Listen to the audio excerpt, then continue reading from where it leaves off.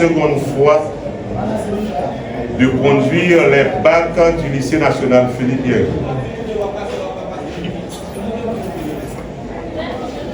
Vous nous permettez de remercier encore une fois non seulement l'honorable ministre, mais de remercier certains dirigeants qui ont mené, par exemple, et pendant un bon bout de temps,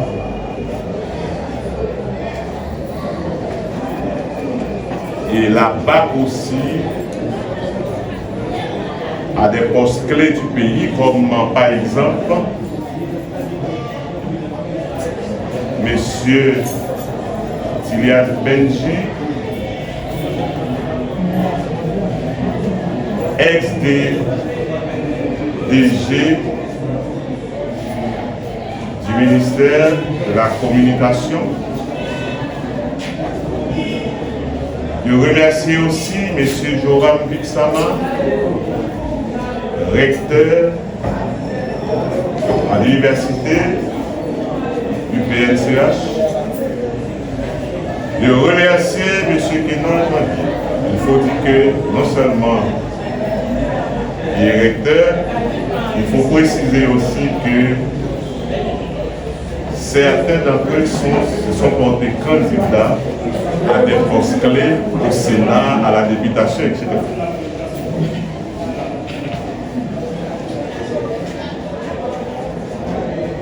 Remercier aussi d'autres personnes qui, et malgré beaucoup de difficultés, ont quand même lutté et pour mon retour à ce poste-là. Je dois quand même les remercier. Ce moment est de ceux qui marquent l'histoire d'une collectivité. Et je mesure l'honneur qui m'est fait. Aujourd'hui n'est pas qu'un début. C'est la continuité de travail prestigieux dans ce magnifique palais de l'enseignement du Cap-Haïtien.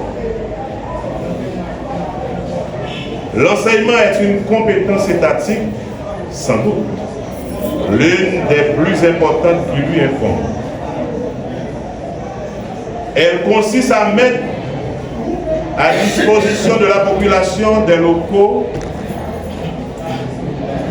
pour permettre aux enfants de construire leur avenir professionnel et citoyen. En chacun de nous existe un sentiment de nausée contre la salubrité et le réconfort. Aussi, à notre arrivée, nous nous sommes évertués d'offrir à la communauté du Nord un lycée Philippe Guerrier présentable, propre et bien organisé dans l'enseignement fondamental et secondaire pour le bon fonctionnement pédagogique, influençant directement la concentration, la santé et la motivation des élèves. Plus qu'une simple question d'esthétique, un cadre de vie scolaire soigné et un outil de travail qui favorise l'apprentissage, réduit l'ennui et renforce le sentiment d'appartenance. L'éducation en tant que pensée engagée dans le temps voit ses grandes lignes définies par le ministère de l'Éducation nationale. Le ministère de l'Éducation nationale n'est pas une institution anodine, si tant est qu'une institution insignifiante puisse exister dans une société humaine. Elle est l'un des hauts lieux de l'État qui représente une communauté discursive toute particulière, puisque ces groupes sociaux ou acteurs collectifs ne sont que par l'énonciation des textes législatifs qui les mettent. La bonne gouvernance d'une institution comme celle de l'éducation relative à l'éducation publique passe toujours par la communication. Les actes traitant des valeurs doivent se matérialiser par adhésion ou bien par prohibition. Notre élan laborieux a été interrompu dans le contexte étroit d'une scénographie particulière où l'autorité s'exerçait dans la lignée démagogique et percevait comme une élite, nous disons, déconnectée du vrai peuple.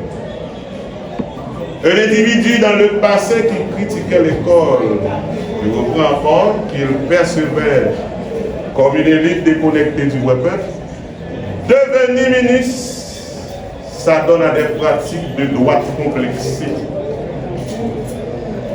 Il a voulu exploiter l'éducation nationale en flattant une opinion publique au détriment de la rigueur pédagogique en utilisant son autorité partisane comme symbole d'ordre.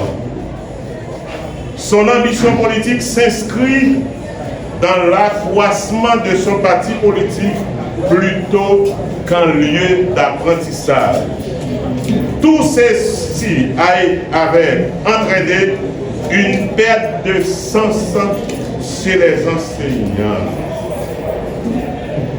exacerbée par des orientations, nous disons clairement, politique instable et un mal-être professionnel. Or, l'éducation est comme un contre-pouvoir et un rempart démocratique. Elle est un outil essentiel pour promouvoir la nuance, la complexité et l'esprit critique. Notre rôle au lycée national Philippe Guerrier est de renforcer le civisme et l'action citoyenne, permettant de réfléchir sur le devenir de la patrie. Cet enjeu est crucial car la première marche de l'égalité républicaine est la formation citoyenne. Et cette marche doit être à la même hauteur pour tous. C'est notre conviction et cela justifie la mobilisation de tout notre État.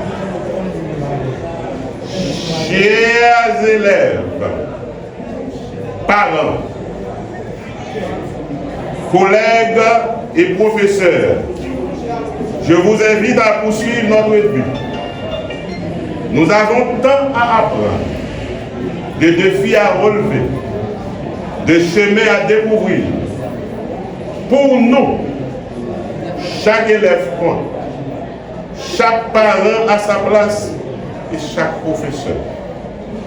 Membre du personnel est là pour vous accompagner. Nous vivons dans un monde où la culture nationale entre en tension constante avec une civilisation moderne universelle qui, sous une forme cumulative, tend par un rapprochement des modes de vie d'une économie rationnelle diffuse. Des droits acquis constituent un progrès à une mutation des aspirations au bien commun. À l'accès en masse des hommes à certaines valeurs de dignité et d'autonomie. Une humanité pour s'universaliser pour son propre bien doit veiller à la sauvegarde de ses patrimoines hérités.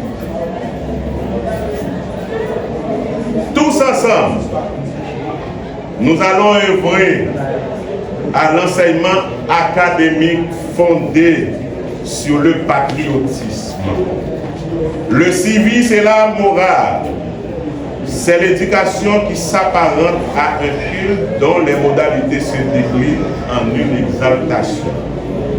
Un amour et une foi dans les vertus de la bataille de Vertières, de notre drapeau et l'érection de la citadelle La Ferrière. Vive l'éducation patriotique et citoyenne.